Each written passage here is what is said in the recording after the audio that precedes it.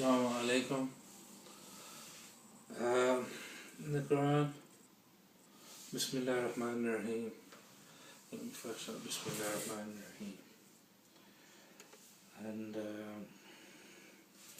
in the Quran, it tells us when comes God's victory, you will see the people, throngs of people embracing the religion or embracing Islam. So today I'll name it a victory, and my next post would be victory, but instead of writing the post I decided to make a video on my return from Seychelles and having written certain things which prove that the believers in the unseen are regarded as black, whereas the observers of the seen are regarded as white. And the observers are those who believe in science, not believe in science, but those who are led on by science. And the believers in the unseen are those who have faith or who are submitted to God. So what do we mean by white supremacy? Do we mean that the colour of the white or Caucasian people is supreme? Well, in some ways that may be true. Maybe we regard the white race as being superior. Is that what it means?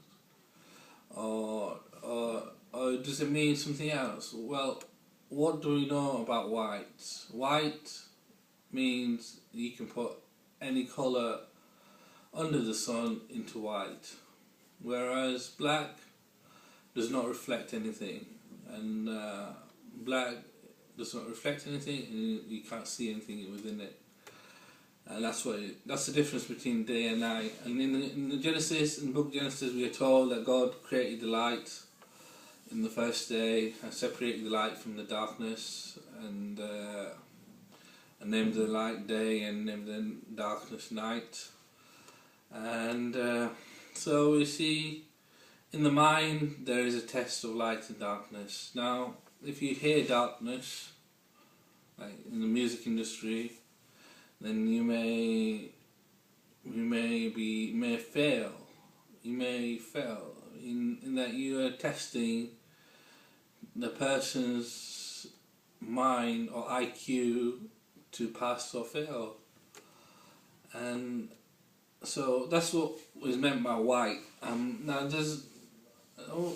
if we regard it as a game of chess, now there's two types of pieces in the chess. There's the whites and there's the blacks. Now the whites go first. That's one of the rules. And the blacks have an advantage over the whites in that the blacks can win as easy as 1, 2, 3, and it is harmless. No one dies. When the blacks win as easy as 1, 2, 3, no one dies. And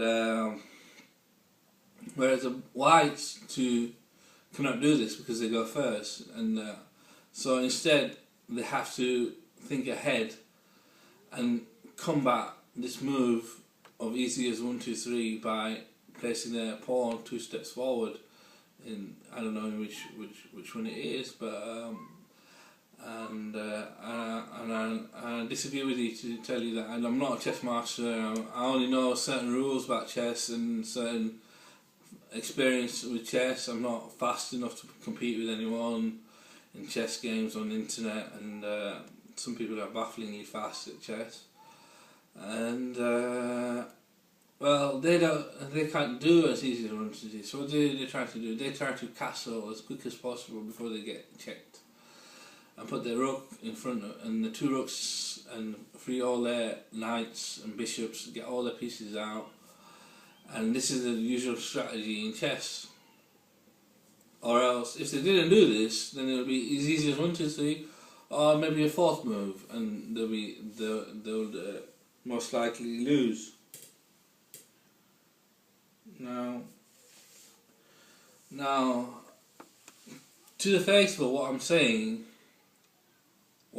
to the faithful is news. Whereas to disbelievers, It is knowledge. Now they know this, but they cannot express it because without believing in God, without accepting that there is a God, because they disbelieve in God, or because they think there can be another God,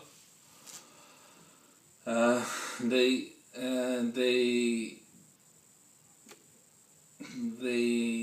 continue in denial and rejection and false belief.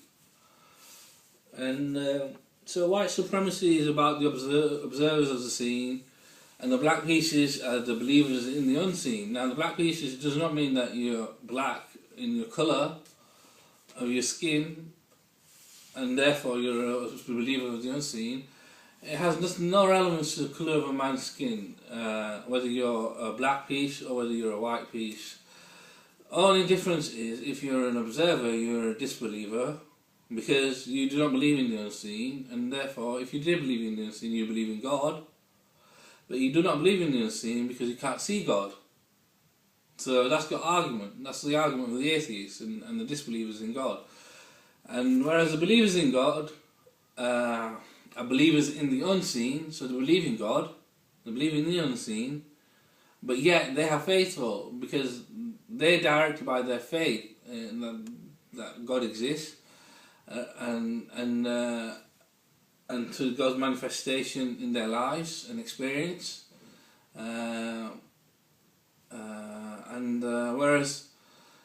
Whereas the disbelievers have the knowledge of God, of the messenger of God, the Messiah, son of David, who the devils tell them about. So that's what white supremacy is, and it is everything in the heavens and the earth. Everything glorifies God, and but you see, the white supremacists like to provide the world with illusions by taking the resources of the world.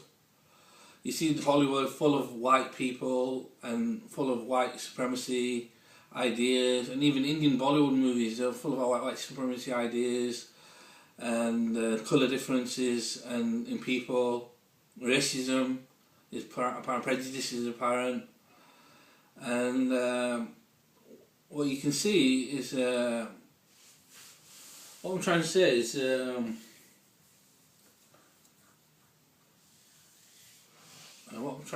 is you don't have to be white or black or brown or yellow to be any kind of person. Even in the Mohammedan history, in civilization, you see white supremacy because after Muhammad they chose Abu Bakr as the caliph. Now,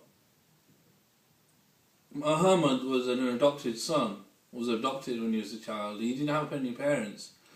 And in the Quran we're told that Zayd was his adopted son. In the Quran this is, and that's a big thing because we mentioned in the Quran, and further on it tells us that he's blessed by God and blessed by the Prophet. Now, any way that they cite that Abu Bakr and Aisha, his daughter, were married to the Prophet and therefore he was related to the Prophet, and Umar and his daughter or whoever it was, and Ali being married to the Prophet's daughter, it's all white supremacy again because it's observations of the seen. It's not belief in the unseen.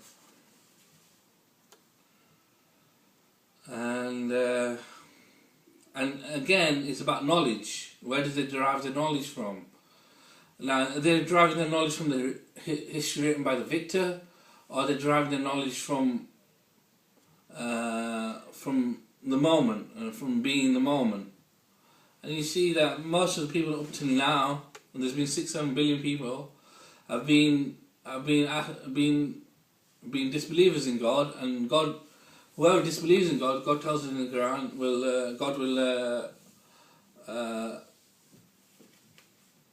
God